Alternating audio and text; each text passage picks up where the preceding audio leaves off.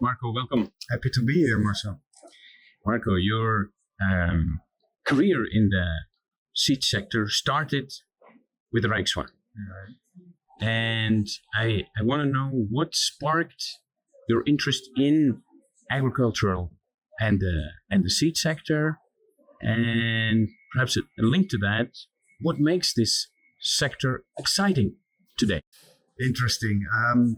I worked my whole youth basically in horticulture. Spent every free day, every single hour in greenhouses, and basically this is also why I continued my studies in agricultural management. And then I looked for an internship. I had to write my thesis, and I ended up at Rijk Zwaan. And after I wrote my thesis, they asked me to stay and to implement what I wrote. And then I discovered the beautiful world of seeds, basically, the diversity of crops, the diversity of seeds, but also the diversity of functions that you have in a complex organization as a breeding club. Yeah? Going from R&D functions to logistical functions, financial functions, but also marketing, sales, and agricultural advice. And that diversity, together with the fact that this is people's business, made me stay. Wonderful. Your company, Rijk Zwaan, in existence for 100 years this year. Congratulations. Thank you. And it has seen significant expansion. I believe you now have over 4,000 employees, sales in more than 30 countries. Can you share a bit the core strategies and philosophies that is propelling this expansion? We are selling in more than 100 countries worldwide with 30 foreign daughter companies. Basically, we always have applied a growth strategy, Marcel, and that growth strategy for us is needed to make sure that we earn sufficient income to invest in R&D. Then, with this basically investments, we can grow, we can spread our risks over countries, over crops. So we are breeding in more than 30 crops, and on an annual basis, we are investing around 30% of our turnover in R&D.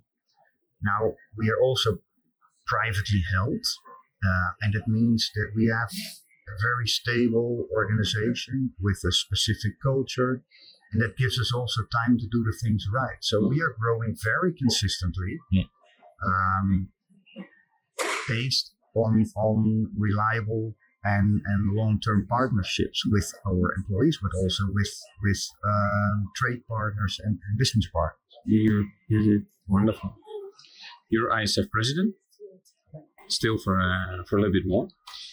And if you reflect a bit on your tenure as ISF president, what would you say are your most significant contributions to the organization? Yeah, that's difficult to say because I believe very much in teamwork. So the only thing I have done is I have basically, together with the team, emphasized specific points. And I think what was a change over the last few years during my term was the focus on diversity. So bringing in the young generation, youth, bringing in also more women.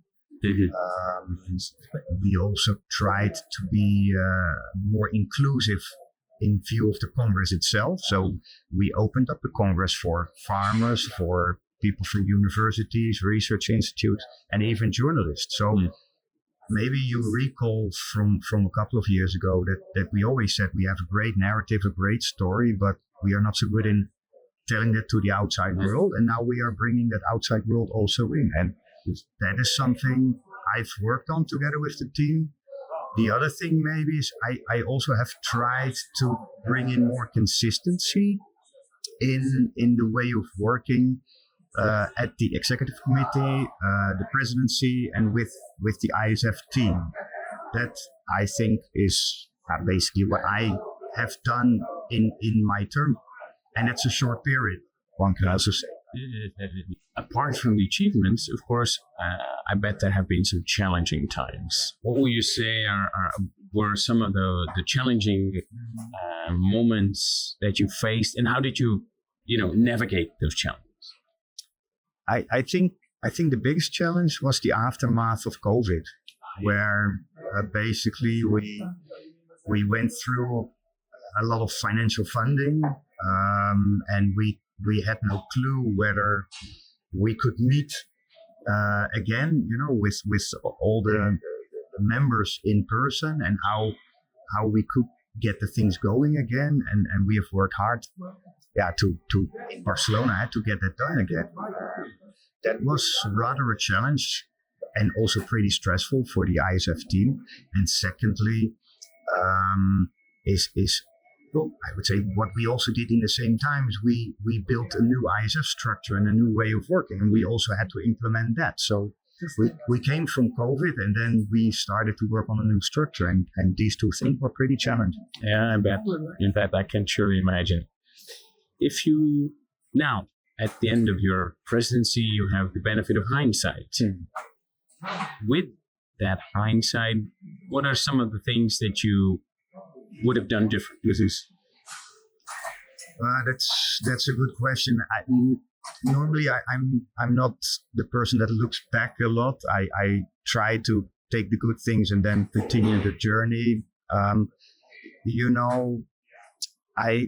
I came to ISF and I had the opportunity to understand its way of working, and then I found out where I could contribute, where I could deliver added value, and that is what I try to do. And next presidents might do things differently, but what I'm trying to say is that I did what I could and what I thought was useful for the organization. So I would not do things differently, basically. That's in a nutshell how I feel.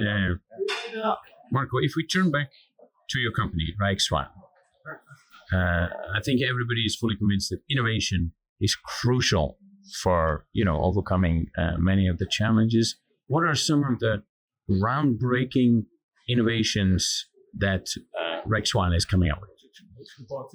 Yeah, whether it's really groundbreaking, I don't dare to say that is what the marketing needs to decide. But we spend a lot of efforts in resistance breeding. So I would say our range of brown rugose resistant tomato varieties, the new Delhi resistant cucumber and squash varieties that we have, as well as our consumer brand Sweet Palermo.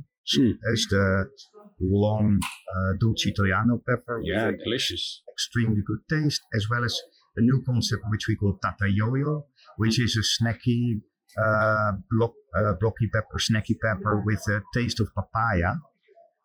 So these things I think are interesting, and we are developing a full range of leafy crops suitable for hydroponic cultivation. I think that is also changing the scene and the dynamics of those crops. Yeah. I think we all know that the global horticultural landscape is changing.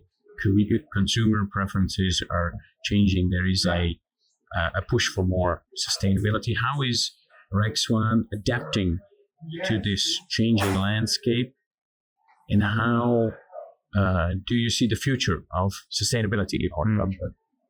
I think what every company is doing or should do is continuously monitoring trends and developments in society and needs from our farmers, and that is what we do in Rijk Zwaan. And then we allocate resources into the right directions. And so this is the way how we anticipate to those trends and developments. So if consumer preferences change, if resistances emerge, then we reallocate the resources.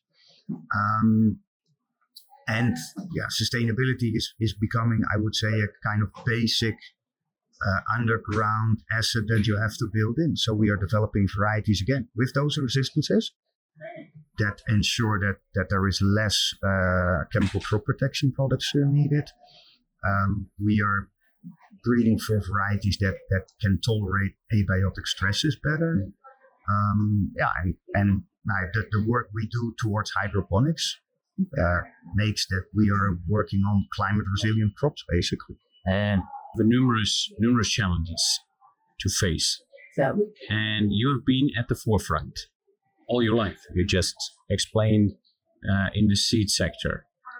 And not only that, but you've been on the corporate side, still are, and as well as on the ISF side.